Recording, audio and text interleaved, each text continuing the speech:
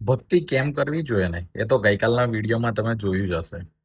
પણ ભક્તિ કેવી રીતે કરાય એ પણ એક બહુ મોટો ક્વેશ્ચન છે.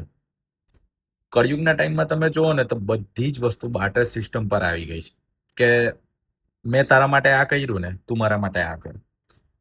તું મારા માટે આ કરે છે ને તો મારે આ વસ્તુ કરવી જ જોઈએ. દરેક જગ્યાએ કોક ને કોક સ્વાર્થ છુપાયેલો જ છે. પણ ભક્તિ આવી રીતે નથી થતી. ભક્તિની અંદર છે ને એક સમર્પણની જરૂર છે. જ્યારે જે કોઈ દેવી દેવતા સાથે જ્યારે પણ તમે એમની ભક્તિ કરો છો, એક સમર્પણ હોવું જોઈએ કે તું જે કરે ને તે મારા માટે બેસ્ટ છે. હા, આજના ટાઈમ પ્રમાણે તમને એવું થાય કે ઓ મારી સાથે આ ખોટું થયું, આ થયું, તે થયું. પણ તમને તમારા દેવી દેવતાઓ પર એટલો વિશ્વાસ હોવો જોઈએ કે ના, જે કંઈ પણ થશે ને એ મારા માટે બેસ્ટ જ છે. ભગવાનની ભક્તિ છે ને કંઈક આવી રીતે કરાય. નહીં કે બાર્ટર સિસ્ટમ થ્રુ કે હે ભગવાન મેં તારા માટે આ કર્યું. જો મારા આ કામ થઈ જાય ને તો હું તને આ વસ્તુ કરીશ.